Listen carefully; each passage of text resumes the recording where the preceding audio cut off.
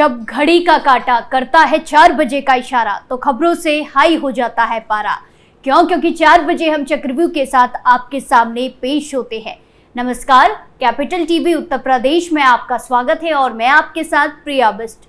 आज चक्रव्यूह में सबसे पहले बात यूपी उपचुनाव की, दूसरी खबर कांग्रेस नेता अजय राय से जुड़ी है, तीसरी खबर में बात आजम खां की मुसीबतों की और आखिर में बात तौकीर रजा के बयान की। तो चलिए शुरू करते हैं। पहली खबर यूपी उपचुनाव से जुड़ी है, जहां उत्तर प्रदेश में आने वाले दिनों में 10 सीटों पर विधानसभा के उपचुनाव होने हैं। इन विधानसभा के चुनाव में अब काफी कम दिन बचे हुए हैं। उसके पहले बीजेपी ने प्रत्याशियों के नाम पर भी मंथन करना शुरू कर दिया है। उत्तर प्रदेश में सीएम योगी आदित्यनाथ के आवास पर हुई बैठक में प्रत्याशियों के नाम को लेकर हुए मंथन के बाद 9 सीटों पर 27 प्रत्याशियों के नाम का पैनल बनाया गया है, जिसे दिल्ली भेजा जाएगा और वहीं से प्रत्याशियों के नाम फाइनल होंगे। बताया जा रहा है कि बीजेपी के पैनल में एक भी मुस्लिम नाम नहीं है। ऐसे में सीसमऊ सीट बीजेपी के लिए फंस सकती है। सपा को यहां से बीते 6 चुनाव यानी कि 30 साल से कोई हार नहीं मिली है। दावा किया जा रहा है कि सपा ने इस सीट पर निवर्तमान विधायक इरफान सोलंकी की पत्नी को टिकट देने का मन बना लिया है।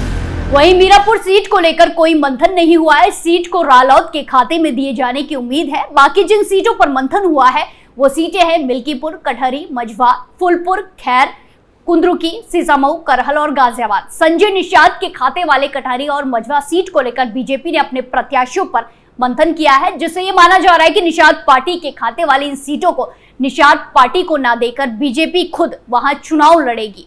क्योंकि इन दोनों सीटों पर 2022 के चुनाव में निषाद पार्टी ने चुनाव लड़ा था, जिसमें वो सिर्फ मझवा की सीट ही जीत पाई थी। भारतीय जनता पार्टी ने इन सभी सीटों को लेकर जिला कमेटी द्वारा 10-10 नाम का पैनल मंगवाया था।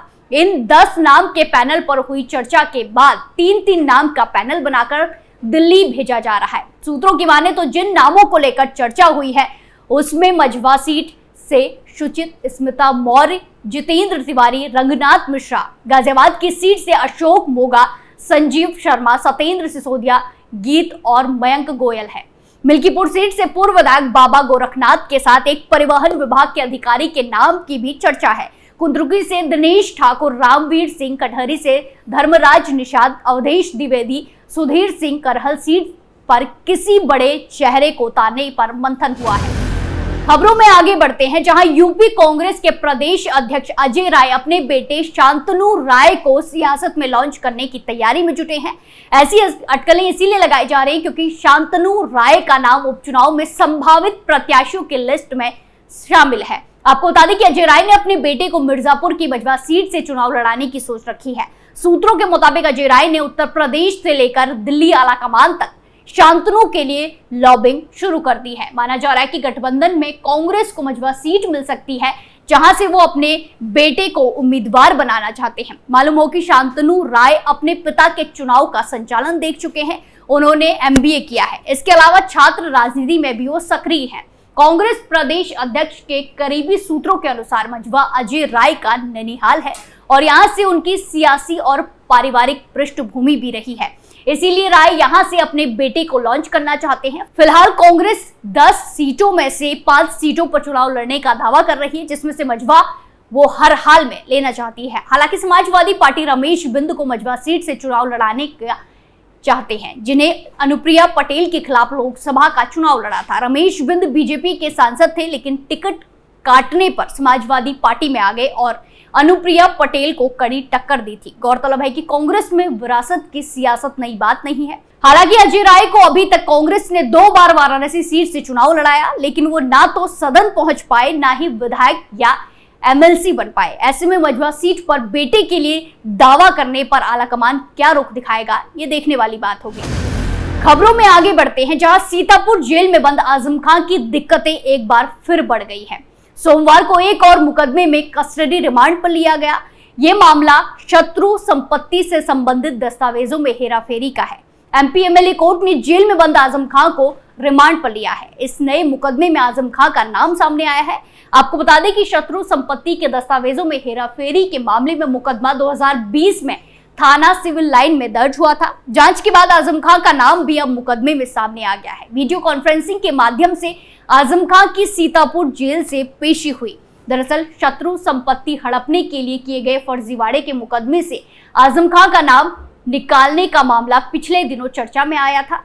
शासन ने इस मामले में पूर्व एसपी अशोक शुक्ला के खिलाफ उच्च स्तरीय जांच के आदेश दिए थे। वहीं अब शत्रु संपत्ति के इस मामले में पुलिस ने दोबारा विवेचना के बाद उन्हें और उनके बेटे अब्दुल्ला को फिर से आरोपी बना दिया है। विवेचना अधिकारी ने इस केस में पिता पुत्र का रिमांड लेने के लिए कोर्ट में प्रार्थना पत्र दिया है, जिसके बाद आजम खान ने अपने वकील के माध्यम से आपत्ति दाखिल की थी। हालांकि कोर्ट ने आजम खान की आपत्ति को खारिज कर दिया है। आपको बता दें कि ये मुकदमा रिकॉर्ड रूम के सहायक अभिलेखपाल मोहम्मद फरीद की ओर से सिविल लाइन थाने में 9 मई 2020 को लखनऊ के पीरपुर हाउस निवासी सैयद आफाक अहमद और अज्ञात के खिलाफ दर्ज किया गया था।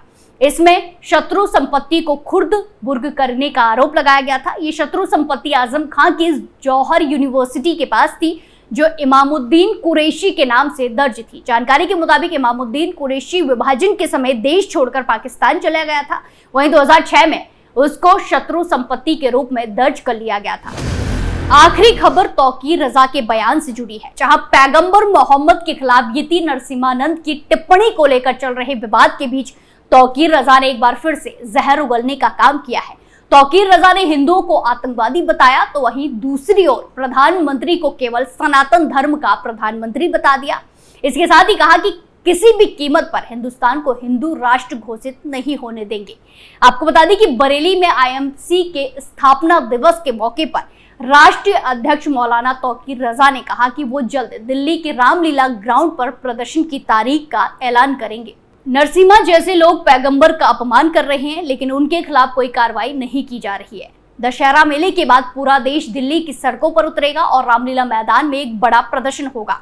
इसमें सिर्फ बरेली ही नहीं बल्कि पूरे देश के लोग हिस्सा लेंगे। अब देश के मौजूदा हालात के खिलाफ धरना या ज्ञापन नहीं बल्कि बड़ा आंदोलन होगा। आजम खान ने प्रधानमंत्री नरेंद्र मोदी पर केवल सनातन धर्म के लिए काम करने का आरोप लगाया। तौकीर रजा का कहना है कि दूसरे धर्मों के लोगों के साथ भेदभाव किया जा रहा है। मुस्लिमों और उनके पैगंबर की आस्था के खिलाफ आपत्तिजनक टिप्पणियां की जा रही हैं, लेकिन सरकार कोई कार्रवाई नहीं कर रही है।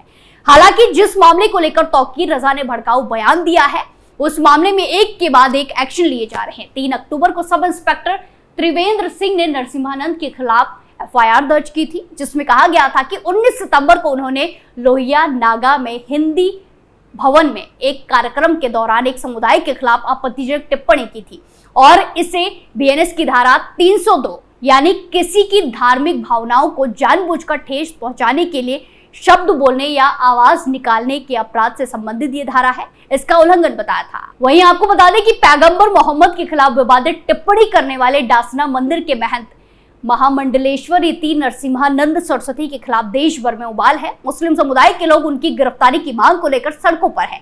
उत्तर प्रदेश के गाजियाबाद, मेरठ के साथ साथ देश के कई शहरों में विरोध प्रदर्शन किए जा रहे हैं। चक्रव्यूह में फिलहाल के लिए इतना ही, फिर पेश होंगे सनसनीखेज खबरों के साथ। बाकी तमाम खबरों के लिए देखते रहिए कैपिटल टीवी उत्तर प्रदेश। नमस्कार।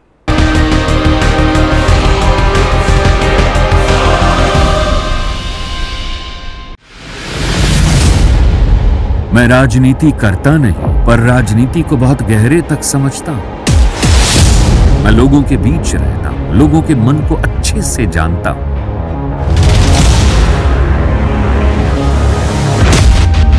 पब्लिक और पॉलिटिक्स की हर नब्ज को खूब पहचानता हूं।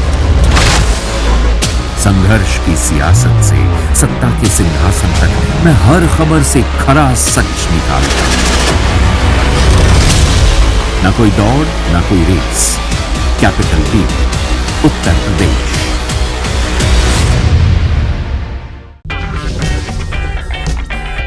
अगर आपको हमारा वीडियो पसंद आया हो तो इसे लाइक करें, हमारे चैनल को सब्सक्राइब करें और हाँ, बेल आइकन दबाना ना भूलें ताकि आप तक हमारे वीडियो की नोटिफिकेशन पहुंचती रहे।